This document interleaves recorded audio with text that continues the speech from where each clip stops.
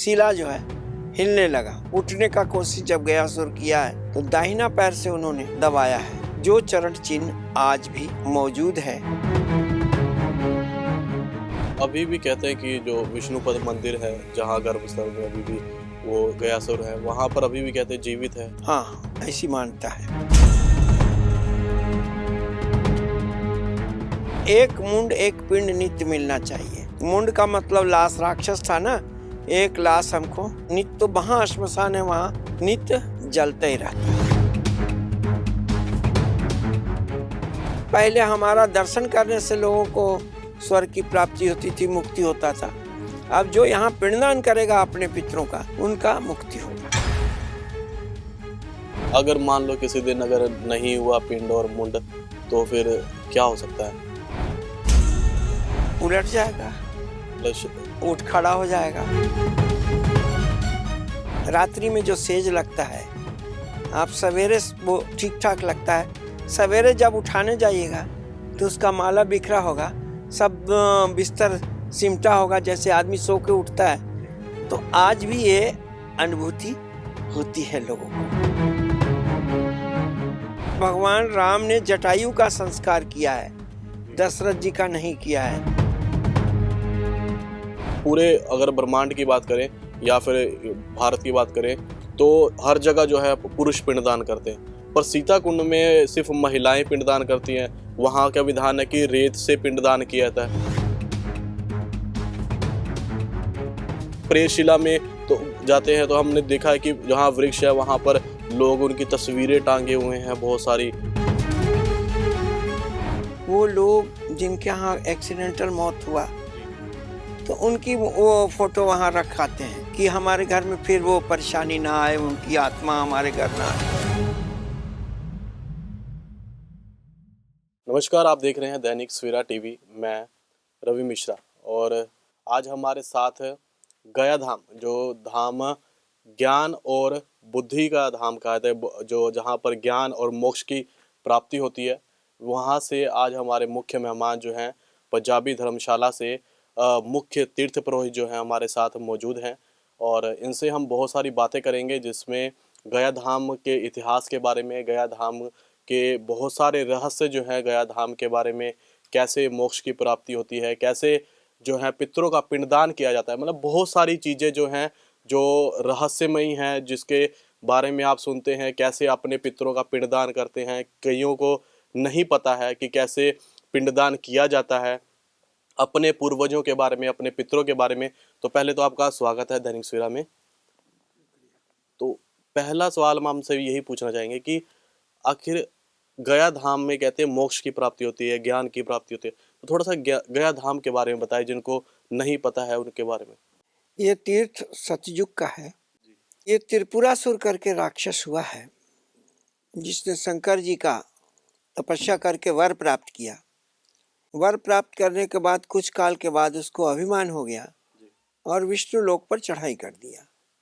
तो विष्णु से युद्ध में जब विष्णु जी को कमजोर पड़ने लगे तो उन्होंने शंकर जी को याद किया और शंकर और विष्णु दोनों मिलकर के उसका वध कर दिए। इसलिए दोनों का नाम पर त्रिपुरारी लगा, त्रिपुरासुर को मारने के कारण। उन्हीं का पुत्र गयासुर है।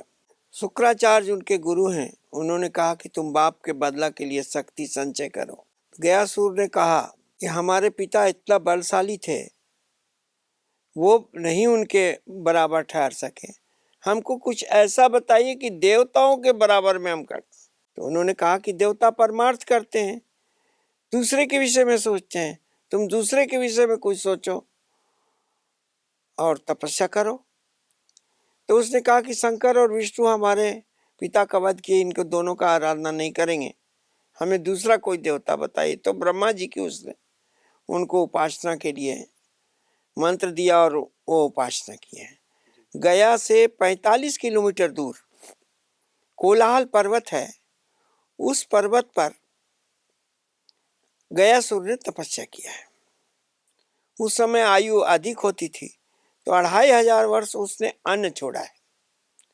2500 वर्ष बिना अन्न के रहे हैं, तपस्या किया, तब भी भगवान का दर्शन नहीं हुआ। फिर 2500 वर्ष सिर्फ पत्ता और पानी पर रहे, फिर 2500 वर्ष सिर्फ जल पर, और 2500 वर्ष सिर्फ वायु पर रह करके उन्होंने जो तपस्या किया उससे ब्रह्मांड जो है हिलने लगा। तब ब्रह्मा जी विष्णु भगवान के पास गए कि अब क्या करें, कि इनकी अब तो प्रकट होना पड़ेगा। तो उन्होंने कहा कि देखिए वो राक्षस है, कुछ ना उल्टा पुसिल्टा मांग ले, इसलिए पहले बुद्धि की देवता उनको सरस्वती उसके मस्तक पर विराजमान करिए। तो सरस्वती को विराजमान किया, उसके बाद प्रकट हुए। तो गयासुर ने जो वर मांगा, वो वर मांगा कि ये हमारा जो कोई भी स्पर्श कर ले, छू ले या दर्शन कर ले, जिसको हमारा दर्शन हो जाए वो सीधे स्वर्ग की प्राप्ति हो जाए, स्वर्ग चला जाए। एवं वस्तु कह के ब्रह्मा चले गए। तो ब्रह्मा जाने लगे तो कहीं कि हमको रहने के लिए जगह, तो जो आज गया जी है ये ब्रह्मपुरी नाम का जगह है, और वहाँ ब्रह्मा का स्थान है। ब्रह्म योनि करके एक पहाड़ है जहाँ भगवान का चरण, ब्रह्मा का चरण माना जाता है कि वो चरण चिन्ह जो है ब्रह्मा का है। उस स्थान को उन्होंने दिया, तो वो यहाँ गया जी में रहने लगा, वो ब्रह्मपुरी में।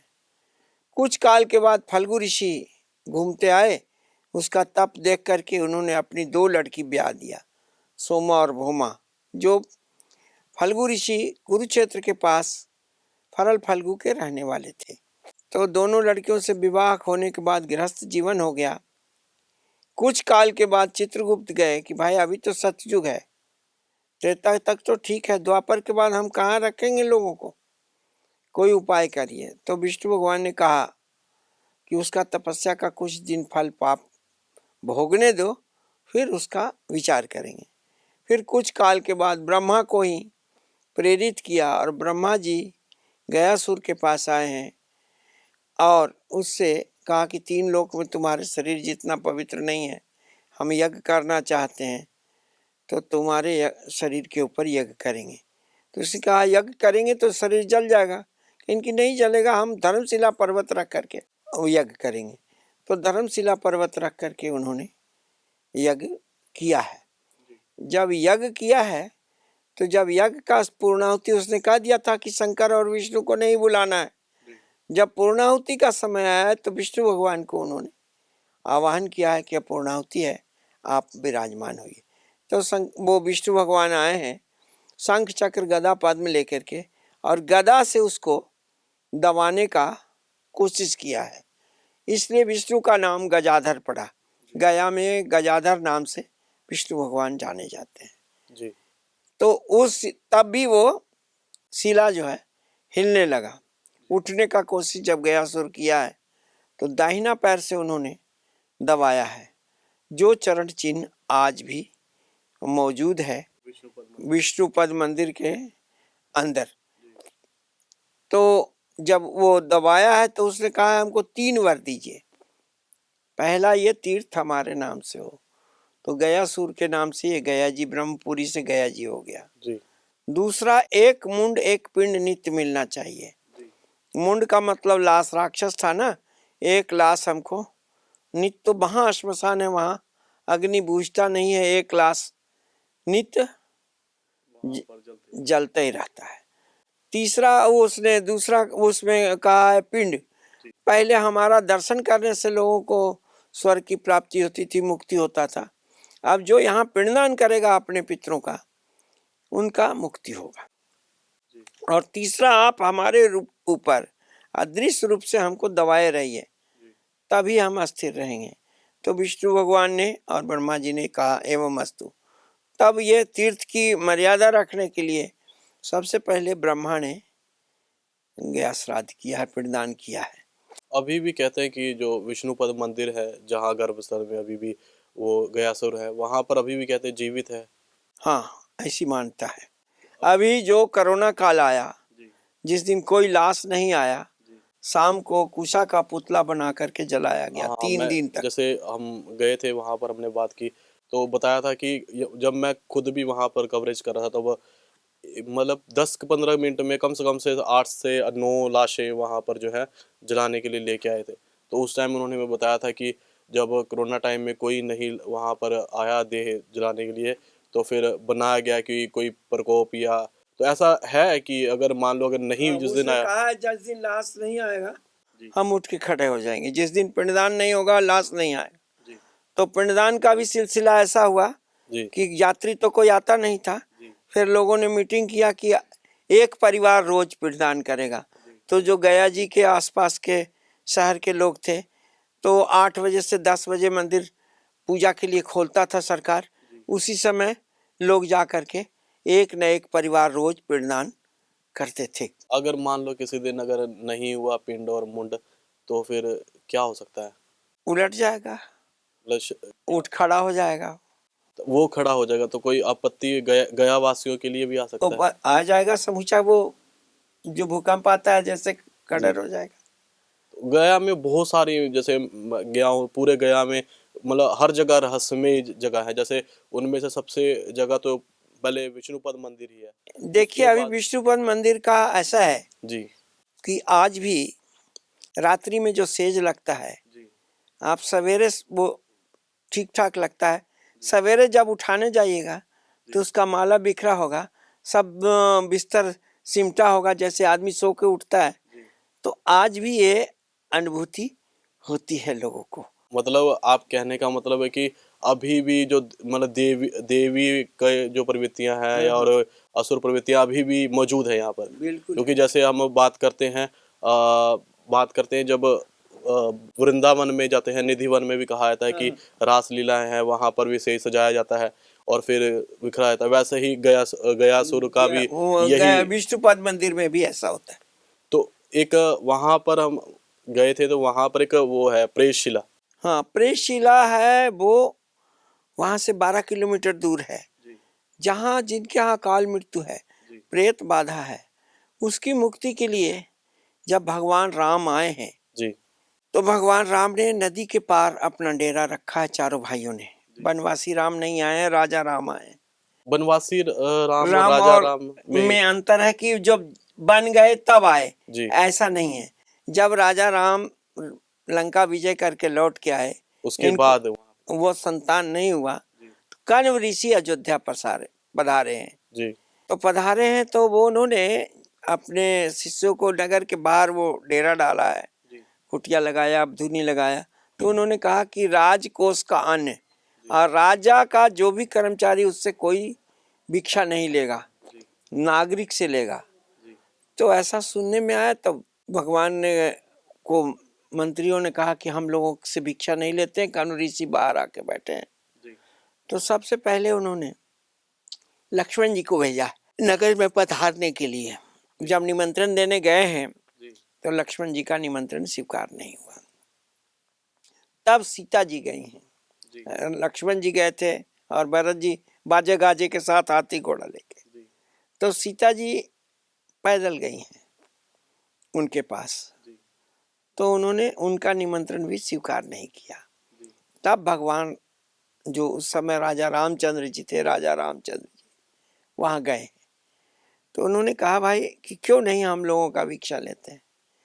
कि इनकी तुमको दो दोष लगा हुआ है। एक तो तुम्हारे पर ब्रह्म हत्या का दोष है, जी और दूसरा तुमने अपने पिता के लिए कुछ नहीं किया है, इसलिए तुम्हें पितृदोष है और ब्रह्म हत्या का दोष है। ये लक्ष्मण जी को बोला, रामचंद्र जी को। रामचंद्र जी को बोला।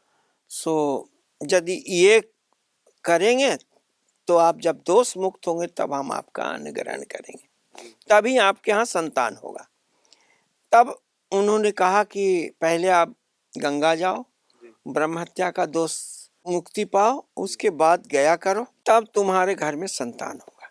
जी मतलब जो हम कहते हैं कि कईयों की संतान नहीं होती कुछ नहीं, तो ये पितृ दोष लगा था। मतलब भगवान जी को, राम जी को खुद दोष लगा, तो फिर इंसान।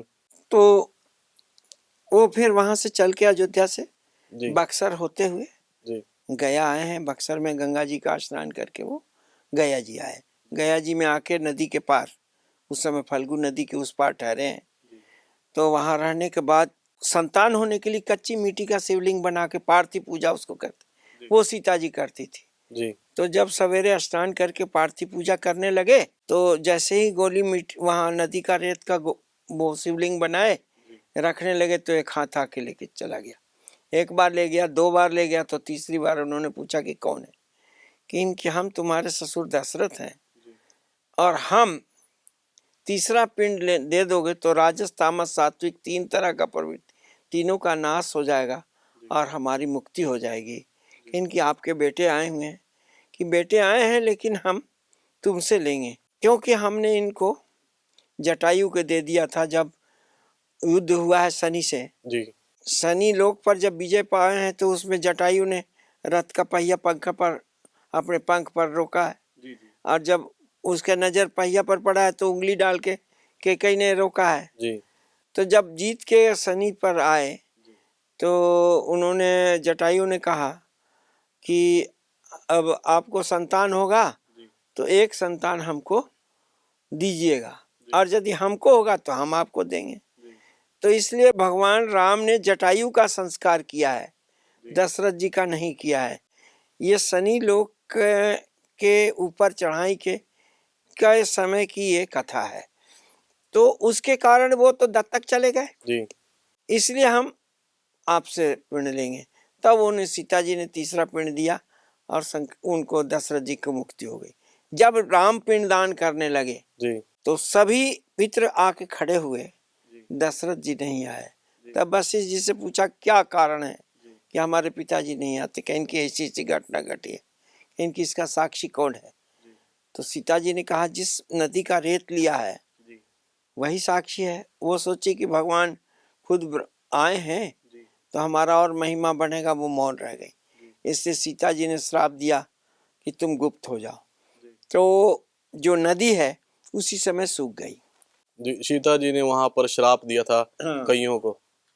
तो फिर दूसरा उन्होंने गाय को दिया, तो गाय भी नहीं बोली, क्योंकि आटा का पिंड देंगे तो खाएगा, बालू का पिंड में क्या खाएगा वो भी मौन रह गई।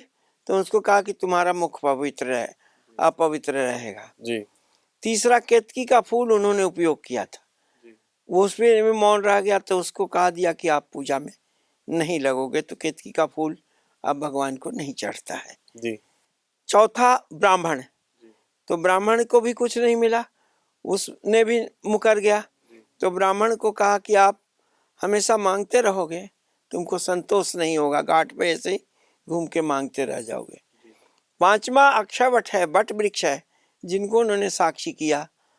तो उन्होंने कहा कि हाँ, इन्होंने पिंडदान किया, उनको मुक्ति हुई। तो आज भी वो वट वृक्ष है जी जिसकी मान्यता है कि ये कल्प वृक्ष के रूप में है, और उसमें पतझड़ नहीं होता है। वो 12 महीना 30 दिन, जैसे पेड़ में से पत्ता झड़ जाता है, उसमें पत्ता तो झड़ता है लेकिन एक बार समूचा पेड़ नंगा नहीं होता, हरा का हरा रहता है, हरा का हरा रहता है। हजारों साल से वो पेड़ अभी भी हरा है। 40 फुट ऊंचा उसका थड़ा है, जो चबूतरा है जिस पर वो नीचे से जमीन से ऊपर 40 फुट ऊंचा उसका थड़ा है। और हजारों लोग मनोकामना करते हैं, और वहाँ धागा बंधा हुआ है, कपड़ा बंधा हुआ है, और भगवान ने जिनको पूरा किया वो आके फिर खोलते हैं। इसी महीने में 2 परिवारों ने आके वो खोल के गए हैं, जिनको संतान पोता नहीं था वो पोता हो गया, दोनों लड़कों को। एक खुद लड़का लेके आए। तो ऐसा 2 परिवार इसी महीने में अपना मनोकामना उतार के गए। तो ऐसा ये गया जी का तीर्थ का मर्यादा है। वायु पुराण में, गरुड़ पुराण में, विष्णु पुराण में, अग्नि पुराण में, 4 पुराणों में गया जी का वर्णन है। ये तो गया जी के बारे में हुआ।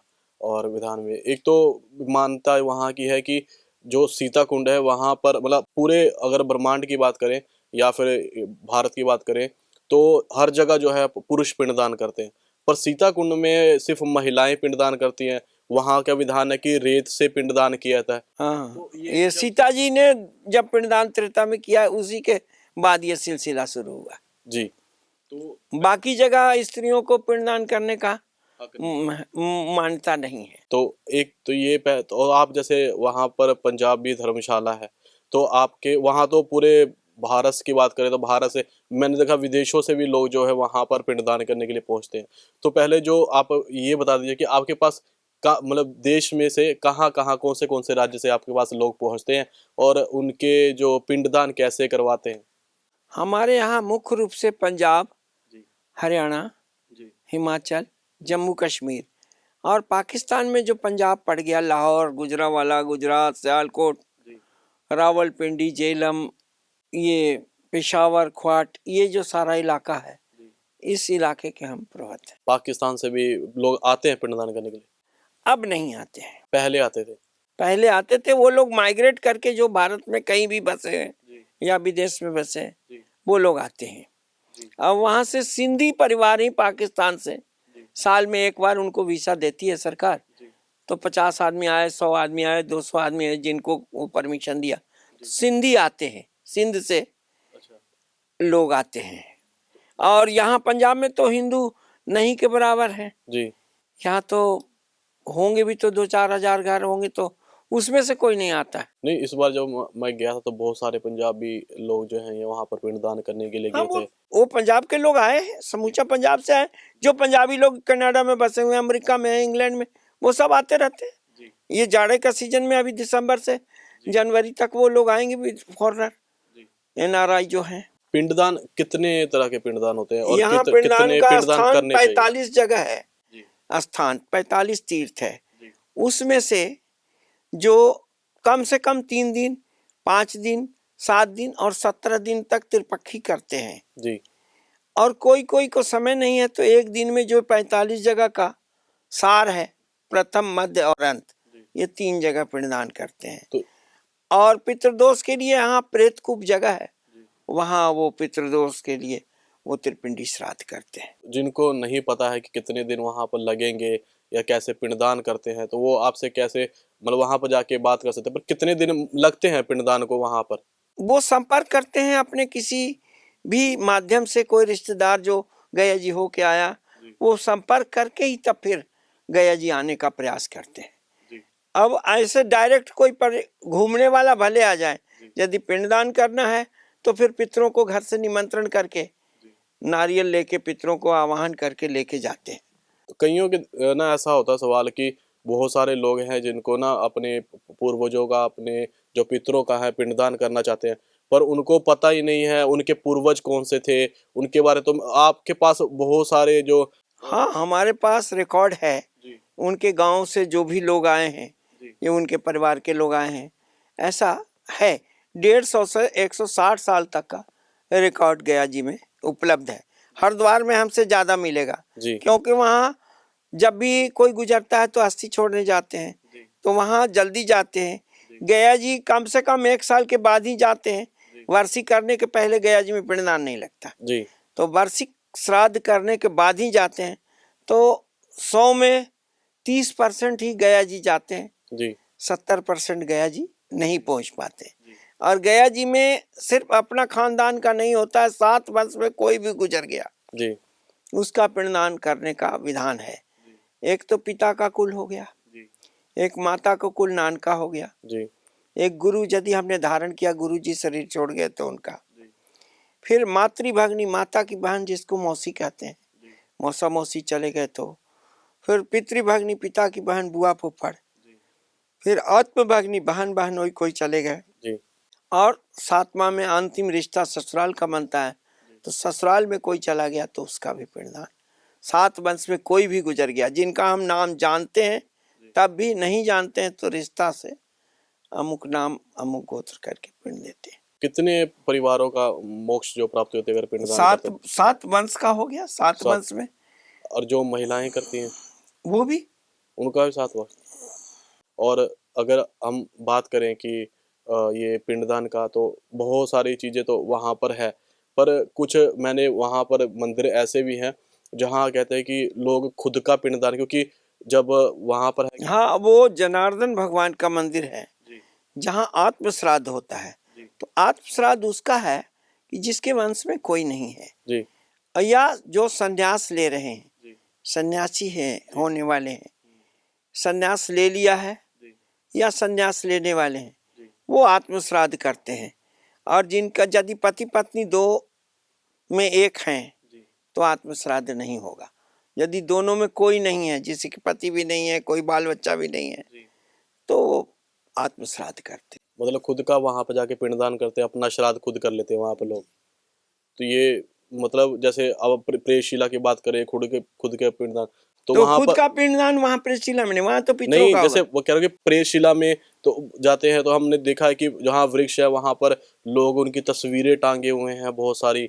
ऐसा है कि वो लोग जिनके यहाँ एक्सीडेंटल मौत हुआ जी किसी कारण से, जी तो उनकी वो फोटो वहां रखाते हैं जी कि हमारे घर में फिर वो परेशानी ना आए, उनकी आत्मा हमारे घर ना आए, जी इसलिए उनकी फोटो वहाँ जी जो पेड़ है, जी जी जो शिला है अंगूठा के अनुकार, वहाँ जी अंगूठा का आकार एक बड़ा जी शिला है, जी जिसको लक्ष्मण जी ने राम शिला से मारा है, जी जो वहाँ गिरने के बाद दो टुकड़ा हुआ है। पहले प्रेतशिला यही था जो आज राम शिला है, जहाँ भगवान राम ने शिवलिंग स्थापित किया है। जी तो वो रामशिला और प्रेतशिला जी 5 किलोमीटर का फर्क है। जी जी तो वो शिला जब गिरा है उस पहाड़ के ऊपर, जी तो वो सोने का पहाड़ था, उसमें 3 लकीर अभी भी सोने की है, जो चरण है उस पर। तो वो पत्थर का पहाड़ हो गया जी और वो प्रेत मोक्ष के लिए वो शिला है, जी। इमली के पेड़ के नीचे।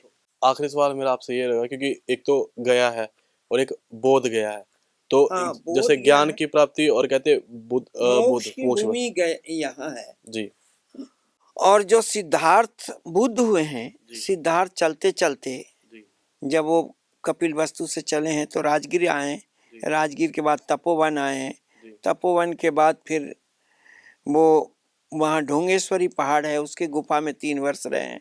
उसके बाद सरस्वती आए हैं, उसके बाद फिर मतंग ऋषि के आश्रम जहाँ था उस स्थान पर आए हैं। सब जगह उनको आदेश मिला कि दक्षिण की ओर जाओ। जब मतंग वापी आए हैं तो वो सूख के कांटा हो गए थे। तो सुजाता नाम की महिला जो वहाँ की थी, उसने उनको खीर खिलाया है, तब उनके शरीर को वो पुष्टि मिला है। फिर उनको स्वप्न हुआ कि आप दक्षिण की ओर, तब फिर वो बोध गया जहाँ गए हैं, जी जहाँ पीपल के वृक्ष के नीचे उनको ब्राह्मण ने कुशा दिया है। बिना आसन का साधन नहीं, तो ब्राह्मण ने कुशा दिया, तो कुशा के आसन पर बैठ के उन्होंने तपस्या किया। मतलब बौद्ध धर्म वहीं से शुरुआत हुई है, बौद्ध धर्म तो की। वहाँ जब उनको ज्ञान प्राप्त हुआ तो 7 सप्ताह उन्होंने जी बिताया है, एक एक सप्ताह एक एक जगह जी उस पीपल के वृक्ष के नीचे। जी उसके बाद तब पहला 5 शिष्य बना करके उन्होंने 5 लोगों को लेकर के जी पहला प्रवचन वो सारनाथ में जाके दिए। बौद्ध धर्म की स्थापना सारनाथ से, जी बोध गया में ज्ञान प्राप्त के बाद वो पैदल वहाँ से काशी चले गए। काशी में सार। तो एक बार वो बता देती है जो पंजाब से कैसे रिलेट है। पंजाब से ऐसा है कि पहले यहाँ लोग यात्रियों को पैदल जाना होता था, जी तो लोग आते थे जी 25 आदमी 30 आदमी का ग्रुप लेकर के, जी और वो घूमते थे कि गया जी जाने के लिए, तो उनको इकट्ठा करके ले जाते थे। वैसे ही हर जगह से, गुरु नानक देव जी तो थे। वैसे ही वहाँ ये जुड़ा हुआ। गुरु नानक देव जी गया जी गए हैं भ्रमण में, जी तो वहाँ वो 1 साल रहे हैं। जी श्री चंद जी महाराज 3 वर्ष रहे हैं वहाँ, जी और 360 डेरा बिहार बंगाल में स्थापित किया, जो आज पंचायती अखाड़ा उदासीन संप्रदाय की जी स्थापना किया है वो। जी उसके बाद फिर गुरु तेग बहादुर जब बंगाल फतह किए हैं, जी तब आकर के वहाँ 3 महीना उनकी फौज रही है, वहाँ लौटे हैं बंगाल जीत के। तब उस समय गुरु गोविंद सिंह का जन्म हो चुका है, जी जो वहाँ हुक्मनामा उपलब्ध है जी उसमें ये वर्णन है। जानकारी के लिए धन्यवाद। तो ये थे जो पंजाबी धर्मशाला के मुख्य तीर्थ पुरोहित, जिन्होंने हमें पंजाब से और जैसे कैसे जो मोक्ष की प्राप्ति होती है, कैसे पिंडदान किया जाता है, कैसे वहाँ पर लोग जाके पिंडदान कर सकते हैं, इन चीज़ों के बारे में बताया। और भी देश दुनिया की खबरों के लिए बने रहो दैनिक सवेरा के साथ। धन्यवाद।